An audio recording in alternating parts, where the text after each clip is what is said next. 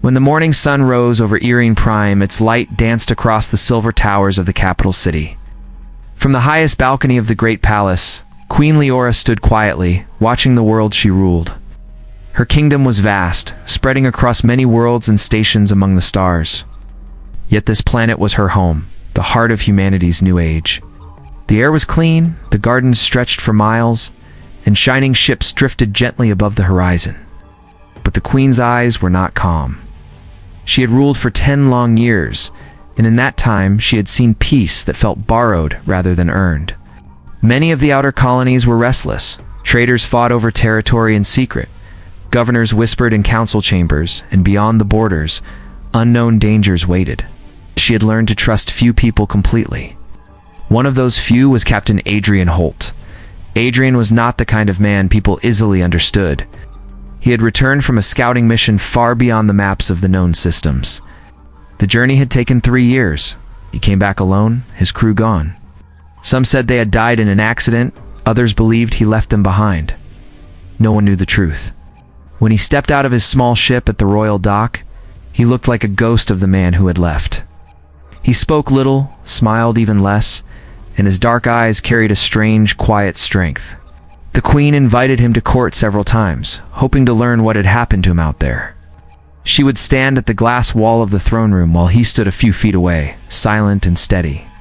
"You have traveled farther than any man," she said to him once. "Did you find anything?" He looked at her for a long moment before answering. "I found something that changed me." Those were the only words he ever spoke of it. To most of the court, Adrian was a mystery, maybe even a danger. The Queen's advisors warned her not to trust him. "Men like him bring storms, not peace," her chief counselor said. Yet Leora had learned to read faces, and when she looked into Adrian's, she did not see madness or deceit.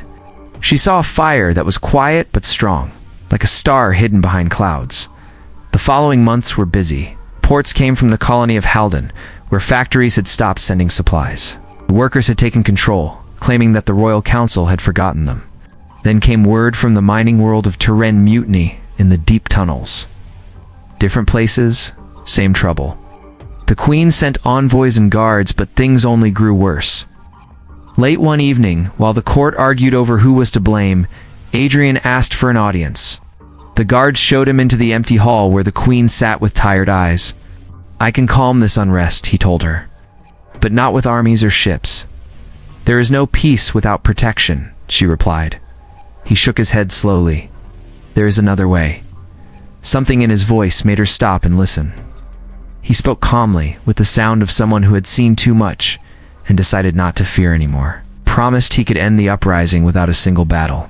She wanted to laugh, because no human conflict had ever ended that way. But his confidence was steady, and deep down, a small part of her wanted to believe. She gave him a team of 3 people: Clara Miles, a quiet engineer who trusted numbers more than words; Nathan Cole, a biologist who studied human behavior; and Liza Hart, a strategist who had once commanded a fleet during the border wars. Together, they left for the colonies on a small cruiser named Solace. The Queen watched their ship disappear into the sky from her balcony. She stood there long after the light faded, wondering if she had made a mistake. Weeks passed. At first, there were no reports. Then a short message arrived. "Halden secure, no casualties." Soon after, another message came from Terran.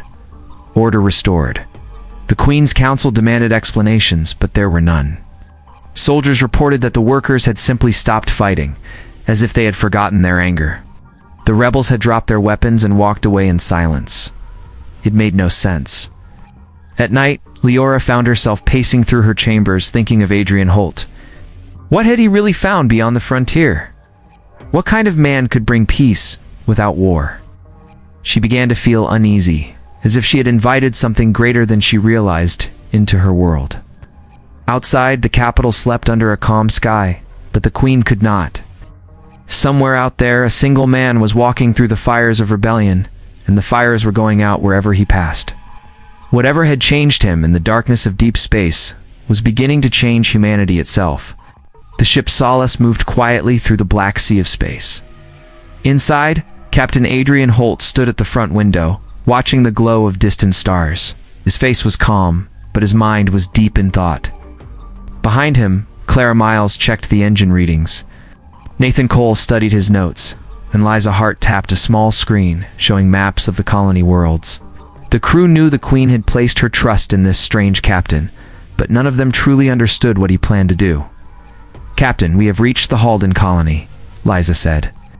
"There's smoke in the northern sector. Their factories are still silent." Adrian gave a slow nod. "Take us down. Tell them we come without weapons." Liza looked confused. "Without weapons?" "The rebels are armed. They will think we are weak." Adrian's voice was quiet but steady. "They will think what they must. But this is not a battle, Liza. It is something else entirely." When the Solace landed on the dusty ground outside the main settlement, the air was thick with tension. Shadows moved behind broken walls. The miners who had once worked for the royal factories now marched with stolen rifles and anger in their eyes. Clara looked at Adrian nervously. "How can you stop them with nothing but words?" He did not turn. "Sometimes words, when they carry truth, are stronger than guns." He stepped out first. Walking slowly across the open yard toward the crowd gathering near the factory gates, the rebels shouted, telling him to leave. One young man raised his rifle, but Adrian kept walking. His calm steps seemed to draw the sound out of the air until it felt like the world itself was waiting. When he was close enough, he stopped and spoke in a clear, even tone. "I know what you fear," he said. "I know why you fight, but you have been lied to. You believe you are forgotten, but you are not. You believe power belongs only to those who rule, but that is not true. Power begins with the will of each person here." For a long moment, no one moved. Then, something happened that neither Clara nor Liza could explain. The shouting stopped. The faces that had been hard a moment ago softened. The rifles lowered one by one. Nathan blinked in shock. "Is he controlling them?" he whispered. Clara shook her head, unsure. "No, he's changing something in them. Or reminding them of something they lost." Adrian kept speaking, his tone quiet, his eyes steady. Words were simple, but they carried weight. The miners listened, as if waking from a long and angry dream. Some began to cry silently. Others dropped their weapons. Within the hour, the rebellion at Halden ended without a single shot fired. That night, the campfires burned softly as both sides sat together in uneasy peace. Clara walked up to Adrian, who stood alone at the edge of the field, looking at the sky. "What did you do to them?" she asked. He looked over and gave a small smile. "I did nothing to them. I only reminded them of who they really are. We humans carry something that we've forgotten, the power to calm the storm inside." Cells. Clara shook her head in amazement. "But that's impossible. People don't just stop fighting because they remember something." "Maybe they do," he said gently. "You forget that memory is stronger than fear." The next morning, they left for the world of Terran, where the riots in the mines were growing worse. When the Solace arrived there, the crew saw fire blooming across the horizon like a giant wound. Liza wanted to send soldiers ahead, but Adrian refused. Once again, he walked into danger alone, carrying nothing but his quiet conviction. They shouted that the kingdom no longer owned them. Adrian's voice echoed down the metal corridors. Called for the leader of the revolt, a tall man named Darren Holt, who happened to share his family name, though they were not related. Darren came out with cold eyes. "You think you can talk me into surrendering?" he mocked. Adrian looked at him kindly. "No. I only came to help you remember who you once were, a man who wanted a better life for his people, not one who destroys it in rage." Duran glared, ready to curse back, but then his hand trembled. His anger seemed to waver as if the sound of Adrian's voice reached something buried deep in his memory. Around them, the noise of rebellion quieted. By dusk, the miners had laid down their tools and their rifles. The fires in the tunnels were put out. When the Solace left Terran, all was silent behind them. Clara, Nathan, and Liza sat together, still bewildered. "How can one man do this?" Nathan asked softly. Adrian sat near the window looking out at the stars. "It is not me," he said. "It is what we all can become when we stop letting fear lead us." Back on Irene Prime, the Queen received the reports. She read them 3 times in silence. No violence, no losses. Only the strange line written in every message, *, order restored. *, and for the first time in many years, Queen Leora felt something she had almost forgotten: hope, mixed with wonder. The palace on Utrman Prime was brighter than ever, but the queen felt a strange silence in her heart. Each morning she walked along the marble halls, listening to her advisors speak of peace returning to the colonies. They said life was stable again, and trade had resumed. Yet all she could think about was Captain Adrian Holt. His actions had ended wars that armies could not stop, but no one could explain how. Reports filled her desk, full of phrases like unrest resolved and complete cooperation. But hidden between the lines, she sensed something deeper. People who met Adrian spoke of calmness, of a kind of peace that came not from fear or victory, but from strength they saw in themselves. Some said he was a miracle, others whispered that he was dangerous. One evening, the queen called her trusted guard to her chamber. "Tell me," she said, "what do you think of the man who brings peace without battle?" The guard, an older man named Rowan, bowed and replied, "Your Majesty, a man who can end a war without bloodshed is either a saint or a storm." His words lingered in her mind long after he left. Days later, the queen called for Adrian to return to Utrman Prime. The Solace landed at the royal dock as sunlight poured across its silver hull. Adrian stepped out with his team behind him. Clara, Nathan, and Liza looked tired but proud. As they approached the throne room, the great hall fell silent. Ministers, guards, and nobles all turned their gaze toward the captain who had done the impossible. Queen Leora watched him enter, her heart both curious and uncertain. "You have done great things, Captain," she said quietly. "The colonies speak your name as if it belongs to legend. And yet I still do not know what it is you truly found when you went beyond the edge of our maps." Adrian met her gaze without fear. "I found the truth about us, Your Majesty. It's about what we really are." The chamber stirred at his words. People looked at each other in confusion. "What do you mean?" the queen asked. Adrian took a slow breath.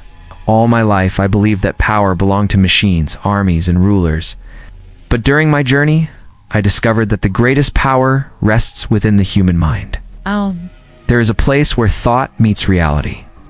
If we learn to master our thoughts, to guide our hearts rather than be ruled by them, we can shape the world itself." Many in the court whispered and scoffed. Words like these sounded dangerous. But the queen did not interrupt him.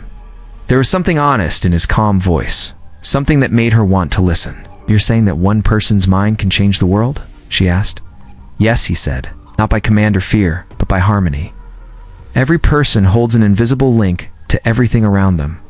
It is as real as the light of those stars, only we have forgotten how to see it."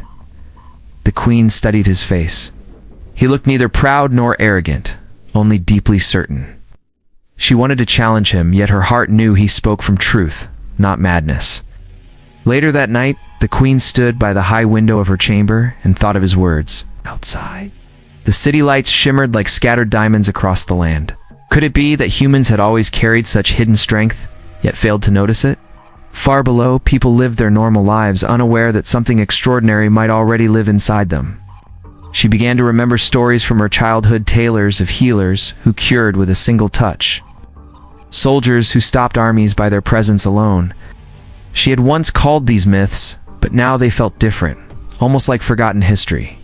The next morning she called Adrian to her private garden. It was a quiet place, full of trees and soft streams.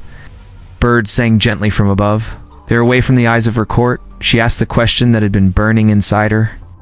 "If every person holds such power, why can only you use it?"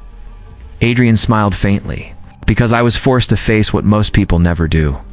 When I lost my crew, I walked through fear, grief, and silence. In that emptiness, I found something greater.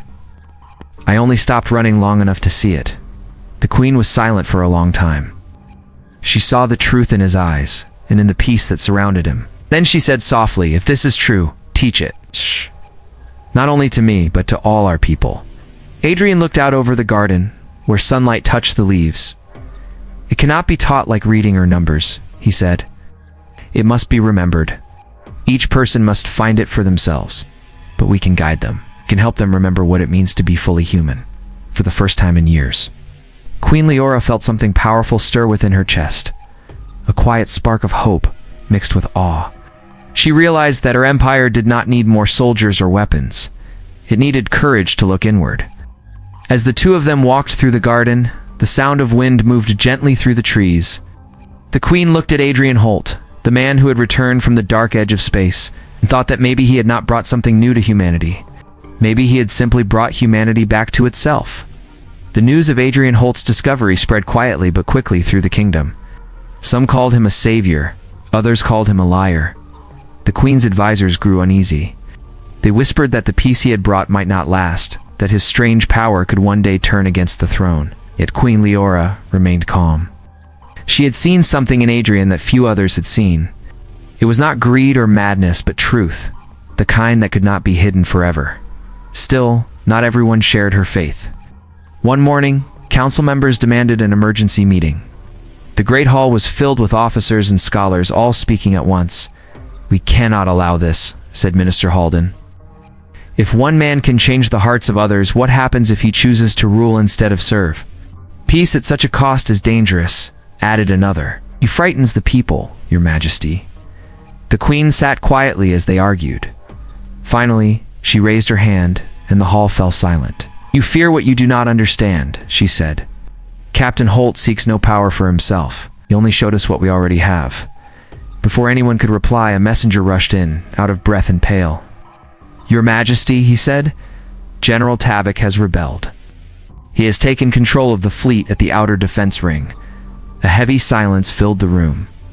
Everyone knew General Tavika, proud officer, strong and stubborn. He had always warned that too much peace made humans weak. Now he had turned his ships toward Utrman. Council members rose in panic. "We must send our armies," one cried. "He will reach us within days." Queen Leora stood, her voice firm. "No armies. We will not repeat the same mistake. Bring me Captain Holt." Within the hour, Adrian arrived. His face showed no fear. He listened as the Queen explained the danger. The rebel fleet was vast, armed with weapons built to destroy whole cities. "You asked me once to show you this power," he said softly. "Now I must." The Queen nodded. "Then do what must be done, Captain. Protect our people."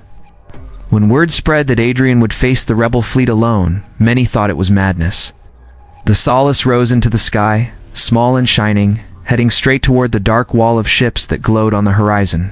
Beside the Queen, the palace balconies filled with soldiers, ministers, and citizens who had gathered to watch. In space, the fleet loomed above Iran's soft clouds.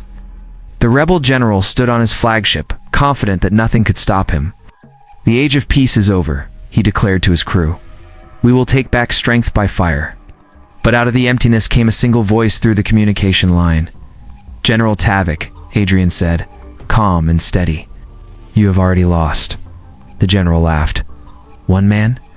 You cannot stop a fleet," perhaps Adrian replied. "But I can remind you of what we are." Then, something unseen moved through the silence of space. It was not light or sound, but something deeper, like a wave that touched every mind. Those watching from the palace saw the fleet pause. Engines went dark. The glowing cannons faded one by one. Inside their ships, soldiers dropped their weapons in confusion. The rage that filled them melted away like snow under the sun. General Tavik felt it too. His hands trembled. Memories of the soldiers he had lost, the families he swore to protect, all of it came back in a rush. The fire of hate he had carried turned into shame. He sank to his knees and whispered, "What have I done?" Across the sky, the fleet began to slow, drifting without control, but without harm. From the palace, Queen Leora watched the great ships stop in quiet formation. Not a single shot was fired. It was as if time itself had bowed to human will. The courtyards below erupted into cries of awe. Ministers looked up in disbelief. The Queen felt her knees weaken. She had seen victory before, but never like this.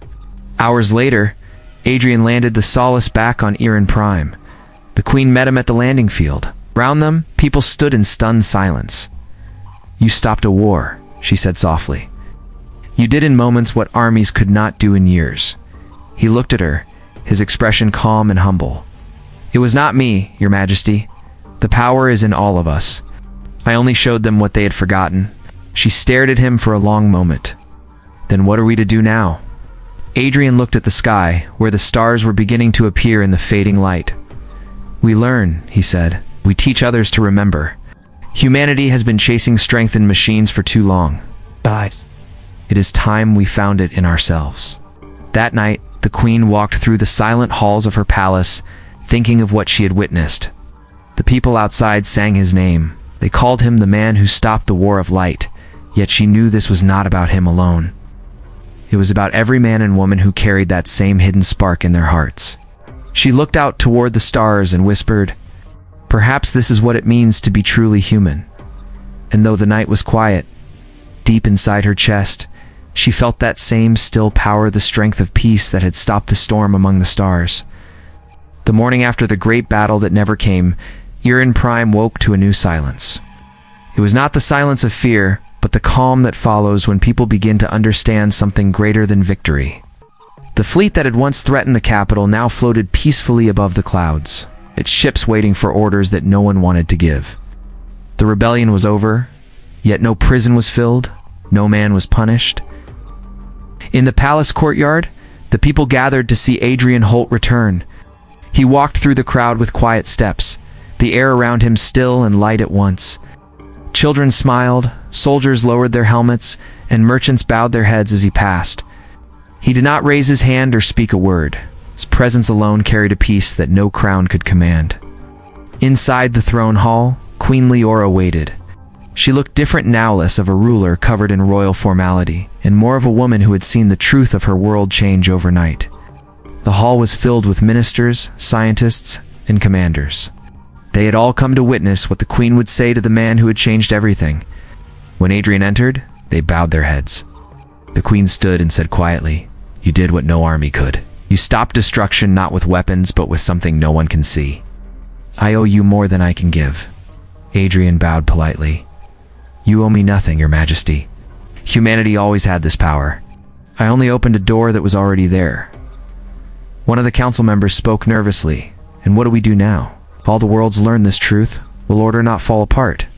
How can we lead people who no longer fear?" Adrian turned to the council and said, "Lead them not through fear, but through understanding. Teach them that the power within does not destroy, it heals. If rulers fear peace, then they never let it all."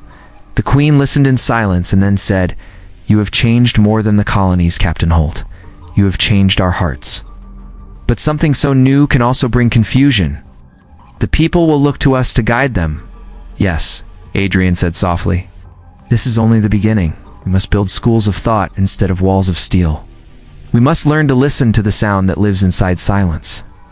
The room fell quiet again.